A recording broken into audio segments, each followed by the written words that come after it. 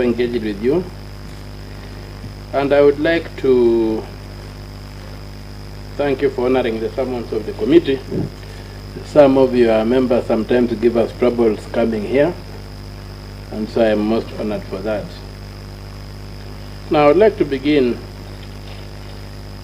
from your document which you gave us.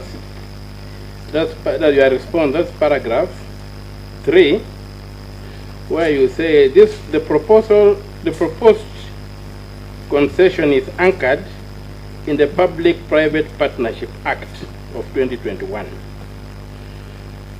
That statement locates these proceedings in that act. And my question is, under that act, do you have the locus to answer any questions? Who is the Cabinet Secretary anticipated under Section 2 of that Act? That's my first question.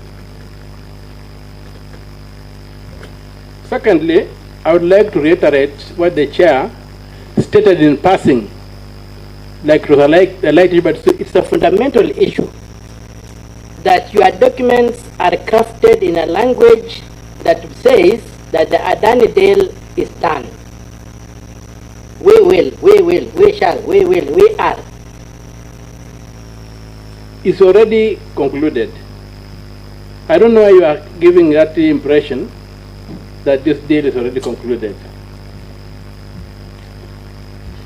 I want now to take you to the law.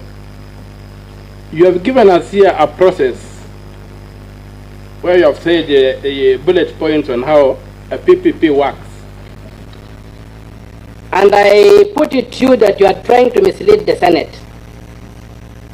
This step 1 to step 20 and so forth is not how the PPP Act works.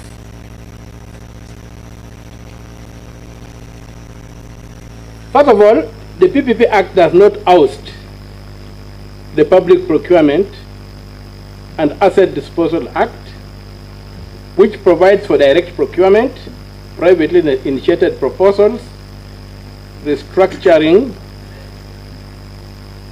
restricted bidding, and competitive bidding.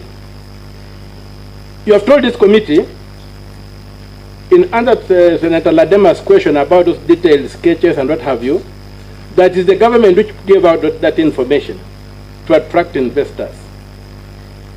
I want to read for you a definition in the law of what the PPP, or what a privately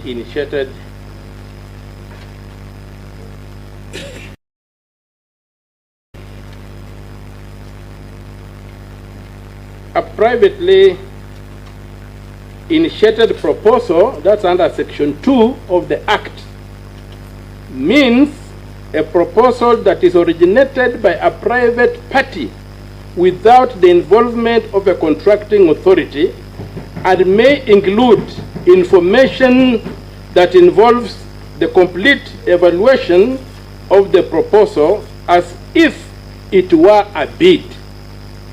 What you are telling us does not conform to that standard. And I would refer the Minister to sections 40, 41, 43, and 44 of the PPP Act to underscore what I'm saying. And I would also want to refer the Minister to Part 7 of Section 68 of the PPA Act 2021 on the establishment of the project company that states, you have told us here that you are negotiating that the CEO of that company should be a Kenyan. Under the law, when you get to that stage, what does the law say? On the execution of a project agreement, the project contracting authority and successful bidder shall establish a project company in accordance with the Companies Act. So if you are at that stage, it means this deal has been concluded according to the law. And you are trying to run circles around this committee, which is not acceptable. I move on. Jomo Kenyatta International Airport is a going concern. And the objective you have given us here is to expand the airport. And therefore the project is initiated by Kenya Airports Authority and cannot be privately initiated. Thus the project cannot be procured under section 40, 41, 43 and 44 of the PPA Act. This particular contract, if that's the aim, should be procured through the competitive bidding under section 46 to 63 of the PPP Act. The use of privately initiated proposals here raises a red flag that all we are confronting us with is concealment of fraud. And this might be a major case of money laundering, where a public project is being used to repatriate money that has been stolen from Kenya in the guise of developing the airport. I want to add on, Chair, if you allow me some time. I spent a bit of time reading through the document. All right. So, the use of this PPP in the Adani case is fraudulent. The process does not meet the requirements of section 40, 41, 43 and 44 of the Act. And I just, given time, I'll jump through some of the things I wanted to say and just go to the key issues. I would like us to look, if you look at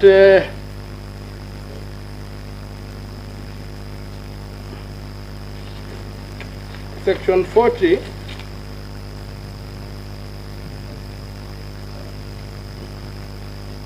section 41, I'll go to 41, I'll jump 40, I'll go to section 41.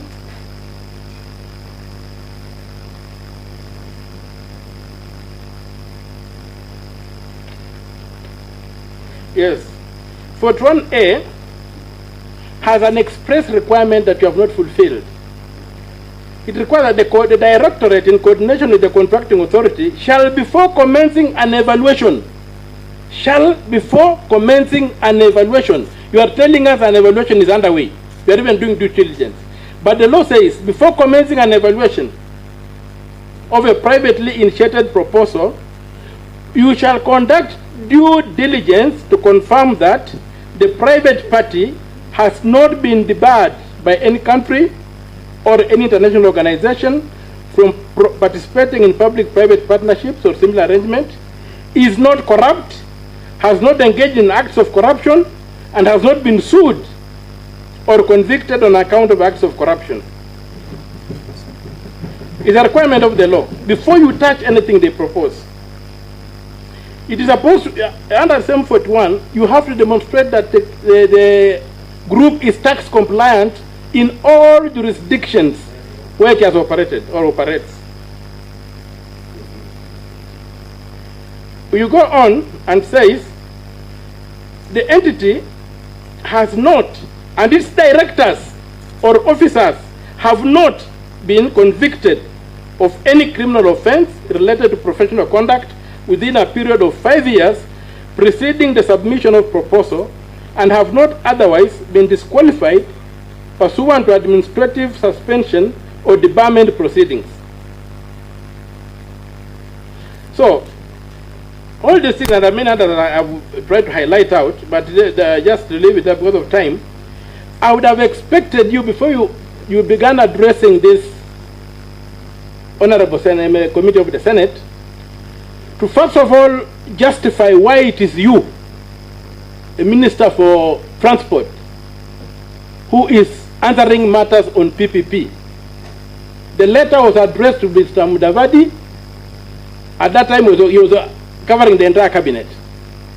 Who was the minister responsible who should be answering these questions? Is it you or the Minister for Finance? You are a stranger in these proceedings. The minister to answer these questions is the Minister for Finance, not you. You are not recognized in law. And so, secondly, I would have expected the answers to begin by showing that there was this due diligence carried out and the Adani was cleared before the government went further to begin looking at them. Secondly, there's a requirement in the law that you must prove that competitive bidding could not give us a bidder. It must be that Adani is bringing something so unique to them that you must go the PPP way. If competitive bidding can realize the same result, you are supposed to do competitive bidding. Where is the proof that only Adani has the technology or the whatever to expand an airway or the capacity? So you needed to justify that competitive bidding was ruled out. The default for public procurement is competitive bidding. So your initial suggestion that the Public Procurement and Asset Disposal Act was like